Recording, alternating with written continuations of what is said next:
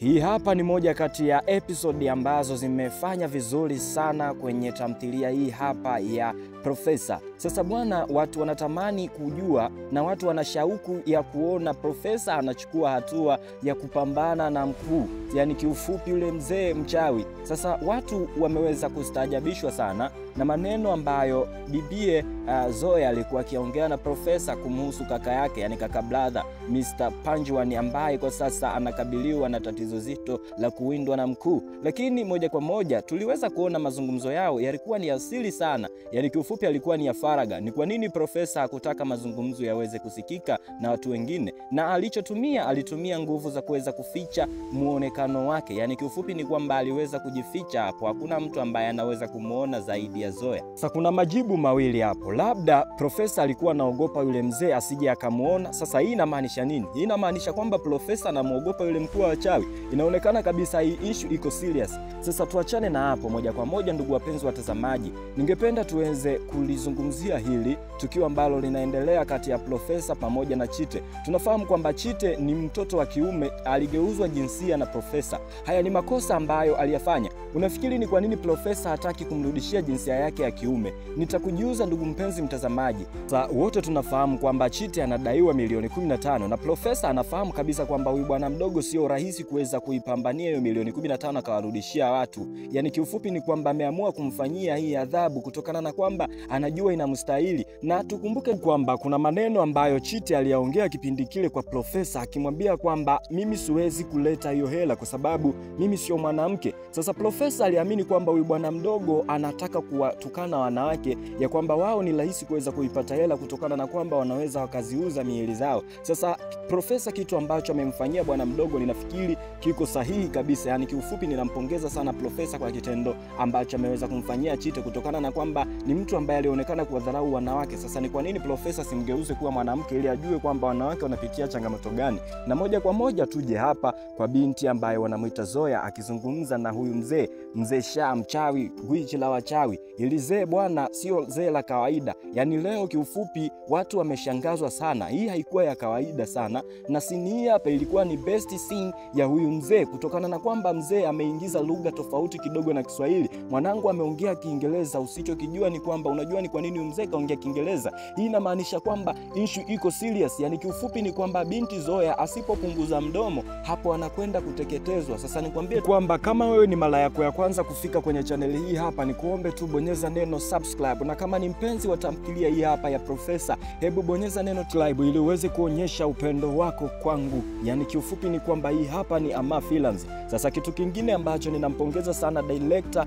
wa kazi hii hapa ambayo inakwenda kwa jina la Profesa, na sio mwingine ni bwana Kipala bwana, kuna kitu ambacho ameweza kutumia kama symbolism katika kuhakikisha kwamba analeta ujumbe kwa jamii. Hiki ni kitu gani? Yani jambo ambalo Profesa ameweza kulileta kwa njia ya alama, yani kwa njia ya picha na kutufumba, ni swala zima la uchawi. Yani kiufupi ni kwamba tujue wachawi tunaishi nao kwenye hii dunia, na wapo watu ambao wanatetea maisha ya watu kupinga hawa wachawi kama alivyo Profesa pamoja na mchungaji. Sasa hii ndo symbolism ambayo imeweza kutumika humu ndani. Sasa kitu kingine pia ambacho ni cha kuzungumzia ni swala zima la Panjwani pamoja na dada yake Zoya kuweza kuzungumzia swala zima la kuweza kumsaidia. Sasa watu wengi walijiuliza hapa, na ninaamini pia wengi wanataka kufahamu ni kwa nini Panjwani alimwambia binti aweze kumsaidia. Na tunafahamu kwamba Panjwani hajui kama dada yake Zoya ana nguvu za ajabu, lakini pia kuna kitu ambacho tunatakiwa kukijua ndugu wapenzi watazamaji. Kuna siri kubwa ambayo imejificha kati ya Mr. Profesa pamoja na mwanamke huyu hapa ambaye wanamuita Hanifa. Sasa watu wametamani kujua sana ni kitu gani ambacho kinaendelea kwenye maisha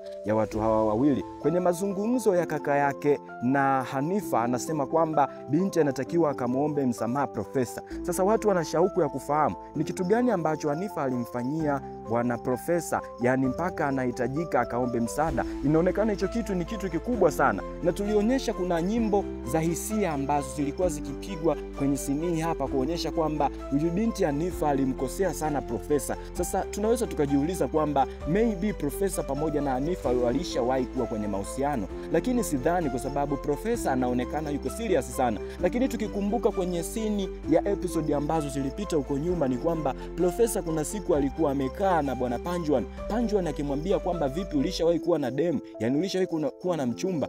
Mr. Professor alikaa kimya kuonyesha kwamba hili kitu ama hiki kitu ni cha kisiri zaidi, yani ilionyesha kwamba Professor alishawahi kuwa na mahusiano huko nyuma japokuwa hakuweka wazi. Sasa hiki ni kitu ambacho ninataka kukujuza. Sasa kwenye episode zinazofuata tutakwenda kujua zaidi ni kitu gani ambacho kinaendelea kati ya Hanifa pamoja na Professor, na inaonekana kabisa mtu ambaye amemleta mjini huku, yani mtu ambaye amesababisha Professor kaingia mjini na kuleta ukombozi kwa watu wengi ni bibie Hanifa. Sasa moja kwa moja director ama cinematographer, kwa jina lingine wanamuita director of photography, yani DOP. Yani huyu ni mtu ambaye anadili na mwanga ama light pamoja na rangi ama kala. Sasa ameonyesha hiyo rangi nyeusi kuonyesha kwamba hili ni tukio ambalo lilipita huko nyuma likimuonyesha Professor akiingia mjini pamoja na binti Hanifa. Sasa hii inamaanisha nini? Tuachane na hapo. Kwanza nikukumbushe ndugu mpenzi mtazamaji, bonyeza neno like, lakini share video hii na usisahau kusubscribe kabisa kwenye channel hii. Sasa kitu kingine ambacho ndugu mpenzi mtazamaji unatakiwa kukifahamu, yani kiufupi ni kwamba bibie Zoya pamoja na Professor wako na mpango wa kuweza kumtumia huyu binti Jazila kuhakikisha kwamba analipiza kisasi kwa yule mkuu wa wachawi. Unajua ni kwa nini wanafanya hivi? Unajua ni kwa nini wanataka kumtengenezea chuki ama kumpandikizia chuki binti Jazila pamoja na yule mkuu wa wachawi ama Mzee Shah? Nitakujuza ndugu mpenzi mtazamaji, hivyo ninaomba ukae makini kunisikiliza, na hii hapa ni Ama Films. Sasa kitu kingine pia, yani tuchanganye matukio kati ya binti ambaye wanamuita Martha, life ambalo anapitia na life ambalo anapitia huyu binti ambaye wanamuita Jazila, ni kama vinaendana kwa namna moja ama nyingine, kutokana na kwamba wote wanatamani kulipiza kisasi, japokuwa binti Martha hajaweka wazi kwamba anahitaji kumlipizia yule mzee, na hili linatokana na kitu ambacho alikifanya yule mzee. Anataka kumwangamiza kaka yake ambaye ni mchungaji. Lakini pia nimependa kitu kimoja, na ninaamini watu wengi mmefurahia sana hii scene ambayo inamuonyesha Jazila akiendelea kujenga urafiki na Hanifa, japokuwa hawa watu tunafahamu kwa sasa wanapitia mambo ama maisha magumu. Yani kiufupi ni kwamba Hanifa tayari ameamua kujitoa kwenye familia ya hawa watu kwa sababu anafahamu familia yake ni wachawi. Lakini kitu ambacho kimeweza kufurahisha sana ni kwamba binti Jazila kwa sasa ameshaelewa kabisa kwamba ile familia yake ni wachawi, na kutokana na hivyo amempongeza sana binti Hanifa kuweza kutokana na ile familia. Lakini ukijaribu kumwangalia Hanifa, sidhani kama amesahau mapenzi ambayo alikuwa nayo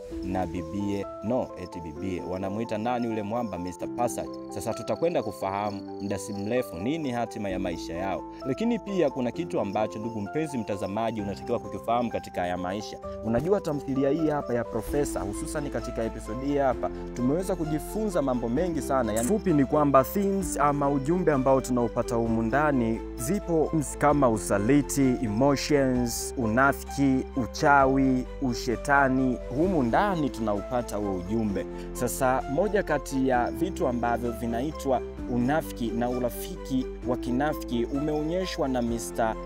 Panjwan pamoja na huyo rafiki yake ambaye wanamuita Abi Baltazari. Sasa nikwambie tu kwamba hapa ni Ama Films.